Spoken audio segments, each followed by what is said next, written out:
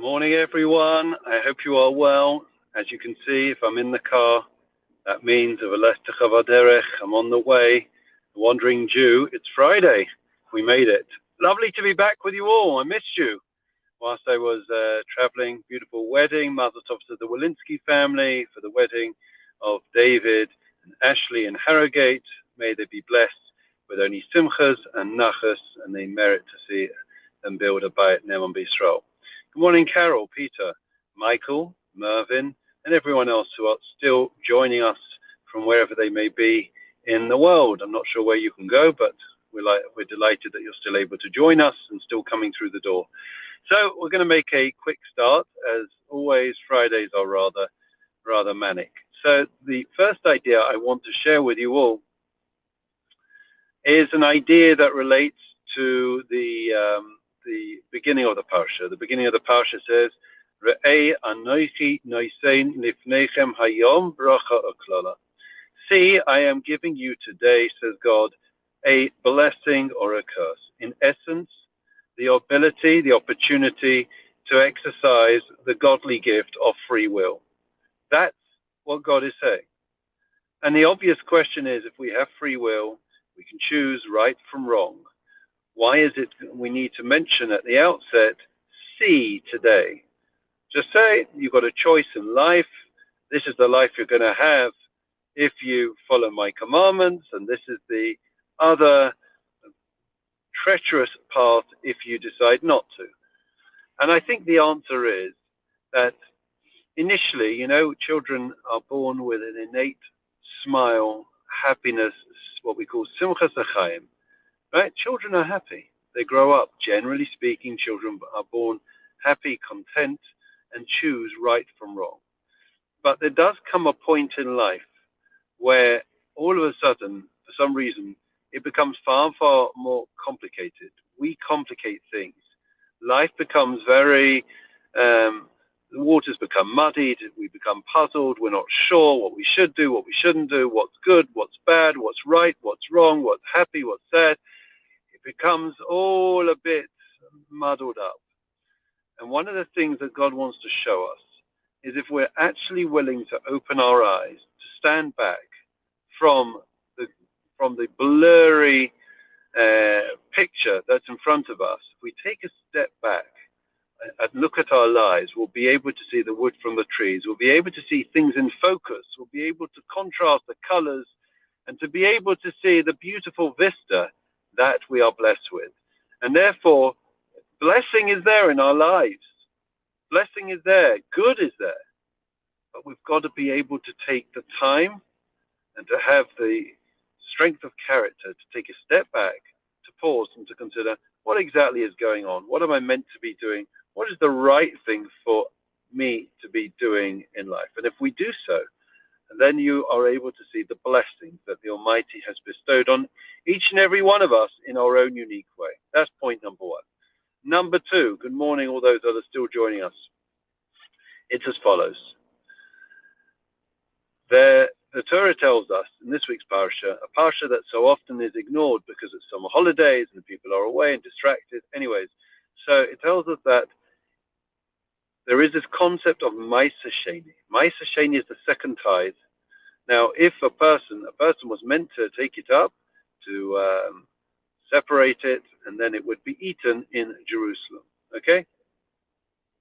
And if a person couldn't do that, then they were meant to redeem the animals that needed to be tithed, and instead those funds would be used in Jerusalem for something commensurate with the animals of Ma'aser. Okay, so my point is this: if you look at the language is rather puzzling and cryptic. It says usually, imagine Jewish people living in Sfat, in Beersheba, in the Kinneret by Tiberias, right? Even back in the day, and then all of a sudden they have to make a decision: are we going to take the arduous schlepping of our animals and take them up to Jerusalem or not to be tithed?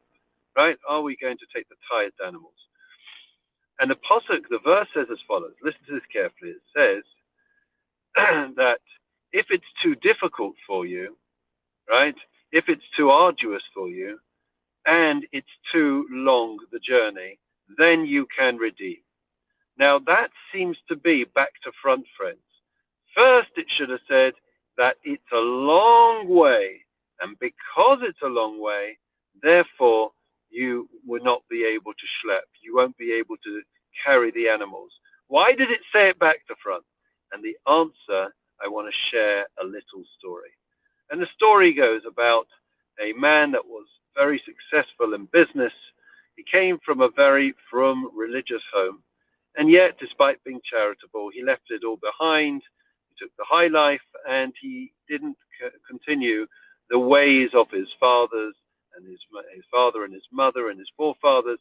And he was a secular Jew. And he was asked once by Ramosha Feinstein, one of the greatest sages that ever lived.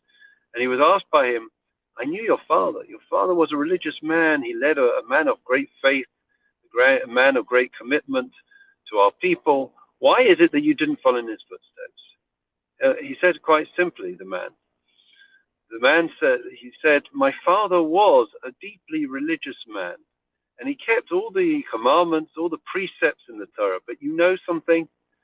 That it was a very challenging period in which he lived, the 1920s, the 1930s, and we were exceptionally poor.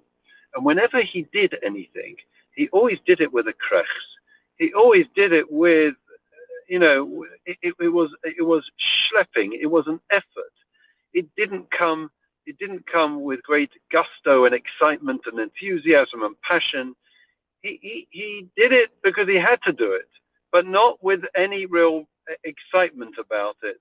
Everything was dragging his feet because it was laborious, because it was difficult. And therefore I associated the whole of my life with the statement that he made very often, schwer zu sein a Yid, that it's difficult to be a Jew. Whatever mitzvah he did, but he did it with that muttering, that phrase from the Haim under his breath. Schwer zu sein a Yid, it's so difficult to be a Jew. And therefore I associated difficulty, hardship, right, with being Jewish and with practices of Judaism. There was no joy, it was only oi. And therefore I decided that if that's the way it is, I want to live a life of happiness. Friends, that is what the verse in the Torah is telling us. That the reason why this person, right, the reason why this person is deciding to not take up his tithes, but instead he's going to exchange it now, right? It's because of his attitude, not so much the distance, right? The distance is not the issue; it's his attitude. His attitude is it's so difficult, it's so hard, it's so laborious, it's so demanding Judaism, and therefore the journey seems very far away. It seems a difficult journey, right, for me to schlep this animal. But what made it difficult? Was it the distance? No, the Torah tells us it wasn't necessarily the distance. It could be even it was a short distance. What made it perceived as a long distance or a difficult trip was simply the mindset of this person. And that's what the Torah is warning us. Make sure that you don't go through life, that you don't wake up every day and say under your breath, schwer zu sein a Yid. It's so difficult. Life's so hard. I'm going to complain. I'm going to grumble. I'm going to do everything, but I'm going to do it dragging my feet. You won't be able to continue.